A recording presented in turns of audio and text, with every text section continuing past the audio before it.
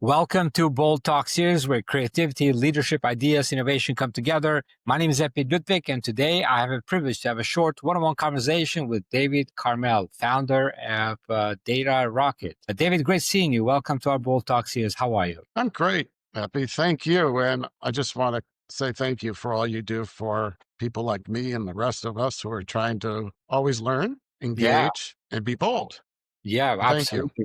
Well, thanks for joining me and looking forward to this conversation. So, David, let's start with your career. And your career has been built on spotting barriers most people accept as immovable. What first gave you the instinct to look at something as entrenched as legacy data and say, this can be fixed and I'll be the one to do it? That is a bold question. I'll give you my best answer. It didn't pop in my head right away, I must say. Also, nothing is really a barrier or an obstacle unless you allow it to be. So I always try to keep that in mind. Secondly, when it comes to a problem like that, what's missing? We always look for something like, where can we be the missing piece? And I actually read an article last year in the Wall Street Journal in March of 2024 talking about this problem. And then it didn't make a lot of sense to me. $1.52 trillion legacy debt problem caused by old mainframe computers, caused by unstructured cloud data and LLMs that can't read AI properly. Whoa. Oh, meanwhile, they're spending all this money. And I end up going to this insurance conference and hearing people talk about data and things, and it didn't make a lot of sense. And really, on the flight back from New York, I diagrammed it, put it in my head. It's actually on our DATAROCKiT. That's it.com at the end. You'll see what the diagram was like. It's our first video, and this is how we got into it. So I couldn't understand why all this money is being spent on something that I thought could be solved, not solvable, if you get what I'm saying. Yeah, absolutely. So when you founded DEALROCKiT, you set out to reinvent how businesses connect and scale. What was the turning point moment or personal frustration that convinced you the world needed this kind of digital ecosystem, beside what you just talked about it, but how deep the problem is in terms of the need of the customer, so the customer's needs today?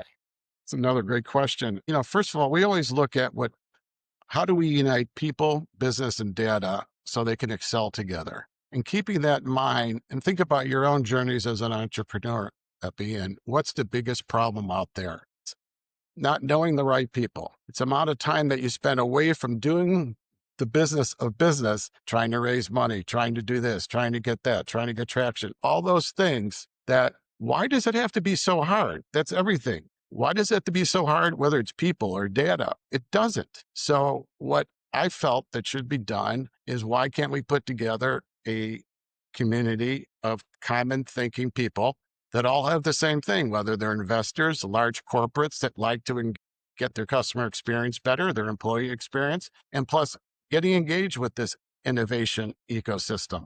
If you really want innovation to thrive, you got to make it easier on the ecosystem. You got to make it on the people that want to get in, because not only the people that are in, but you want people who want to get in, who don't feel that those barriers and obstacles we were just talking about are insurmountable. And so that is one of the things. So it's, again, the missing piece. And why does it have to be so hard? And it's time to crack this code. Yeah.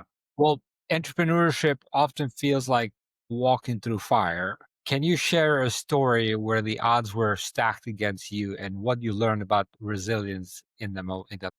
Well, I could tell you right now, I'm sitting on an island all by myself, because we were looking at, there's a fundamental premise I'm about to speak about at a conference, but I'll read it. It says, what if the foundational premise is wrong, not just about data, but about AI and compute itself? So we were throwing ourselves in the fire, but I got to tell you, it is about time that someone took on the status quo and brought things like this to the forefront. This is something that is felt so personal, and something that's kind of strange to say, but destined to do, meaning it came together so easily in my head once I focused on it. Something that was so complicated, to me, it looked so simple, at least on the diagram stage. So about throwing yourself in the fire, you can take a look. Am I throwing myself into the fire, or do you have the opportunity to set the world on fire in a great way? Yeah, that's very well said. And the choices that we make, right? It's all about. A friend of mine always says like you are a compilation of choices that you make in life, and I truly believe that the choices that you make in life are the results of what you're going to do and where the focus will be. So that type of a commitment. When it comes to commitment, it is clear. But what is about the conviction? For example, I've talked to a lot of entrepreneurs, a lot of CEOs, and one of the things that it comes all the times, it comes like the sooner the product market fit happens, the sooner that is being clear, uh, better it gets. But there's just something behind that is conviction, the conviction that the entrepreneur has behind the product and behind the business of the product. Tell me about that a little bit more. It's an interesting dance, and but I think it really comes down to clarity in your own mind and your purpose and what you've built and where you're headed and what goals you're doing. And I'll give you an example with DataRockit. Now, you could argue that by launching right now, we're really at 1.0 stage, but realistically, we're really at 6.0. And you may say, what? Well, as we got along in this journey and started thinking about product fit, first you talk about the legacy mainframe data, and then we went on to the unstructured cloud data. Why can't that be? And then, oh my God, let's get to the LLM side. Why are they? Why are they in an arms race? Why do they keep paying all these hundreds of billions of dollars to try to get these bunker busting devices so they can get to data properly?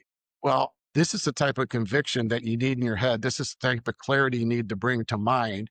And if you can bring this to the rest of the market and bring them along, this is where it goes. On the other hand, I think it depends on what product you're really into and what business you're in. As someone from a major software company told me, you have a product that should sell itself, but don't expect my help because I can't do that within my own company.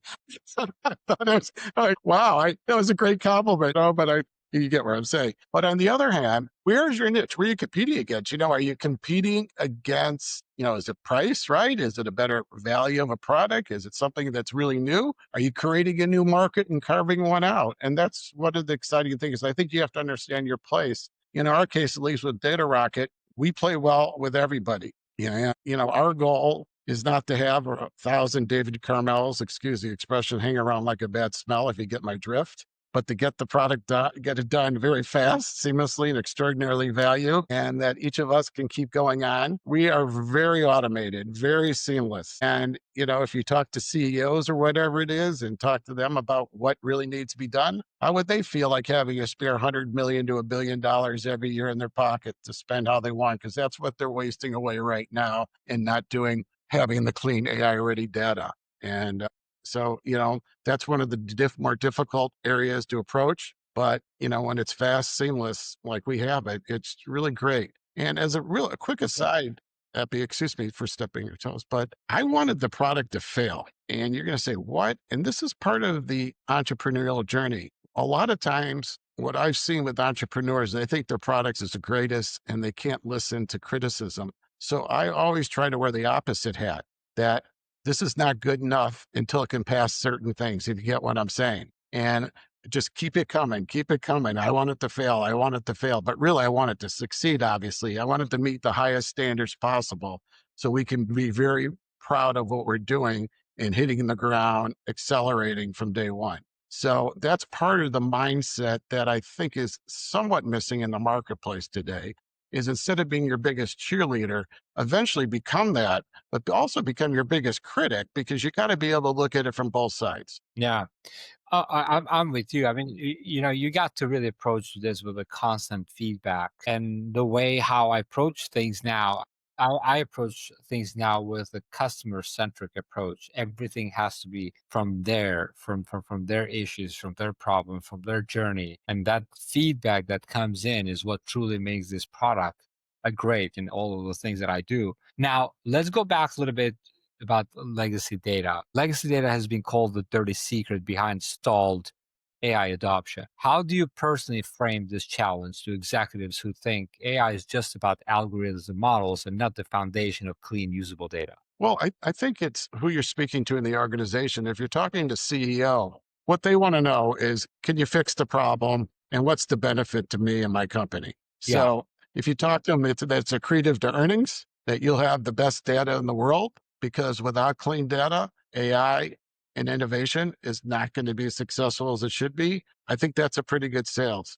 For the person who's been in the IT and with the 18 PhDs in data, if you know what I mean, and all this other stuff, what you tell them is this: put together give me 90 minutes, meaning you can put together your data and we'll give you a test back.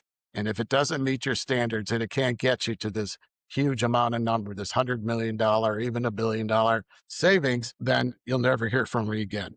But you have to realize that what part of the status quo is people are claiming they're clean data, but they're not really cleaning it. And it might be heresy for what I'm saying, but think about a potato, peeling a potato, and then rinsing it under water. That's what some people today are calling cleaning data.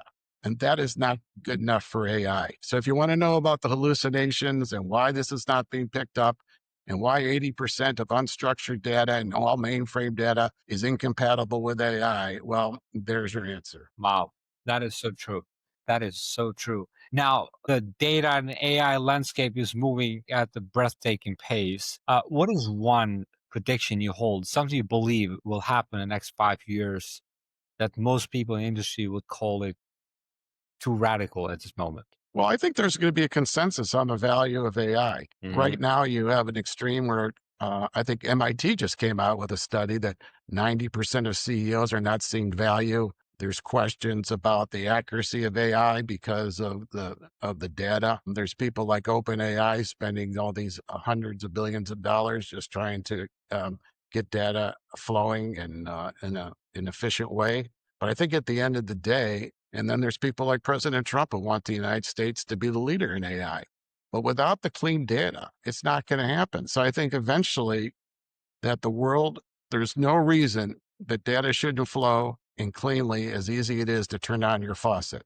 You have to understand what I'm saying. And you should expect it to be great for your teeth, your health, and all those other things. Because so if you can democratize data really by bringing it and cleanliness, you're going to rid yourself of so many problems that are going on out there and let people focus on what they're meant to focus. Because I think the innovation arena is just beginning. If we have the right type of artificial intelligence tying together with the people and minds behind it, it's pretty unbelievable and unbeatable. Because instead of doing the things that you're trying to do, the workarounds, just think if you could just ride that wave all together and everybody on the same page and everybody having equal access. And that's what we're about. Yeah. David, this is a short format conversation, bold series that we do it with guests like you and many other entrepreneurs and founders and CEOs. I always love to ask this as a last question to every of my guests, and that is about the word bold. What does that mean to you personally? Bold means two things: one, mindset, and action set. So if you're going to be bold, you better start with it in your mind. You may have some trepidation, but make sure it goes forward. Secondly, before you become bold outwardly, or as I say, before you have all wind up and no fastball, make sure you have the fastball before you're bold. So that's what it means. And bold also means watching others and learning from others what you can learn from them to be bold, to learn from people like yourselves what you have made an industry out of and what it means to take an amorphous concept and turn it into something tangible and real and make others realize that they can achieve as well. Love it. So get that mindset right, plus the action set right. David, so great to have you here. Thank you for joining this Bold Talk series and looking forward to seeing you again in the near future. Until next time, take care, be great, and be bold always. Bye bye. All right. Thank you.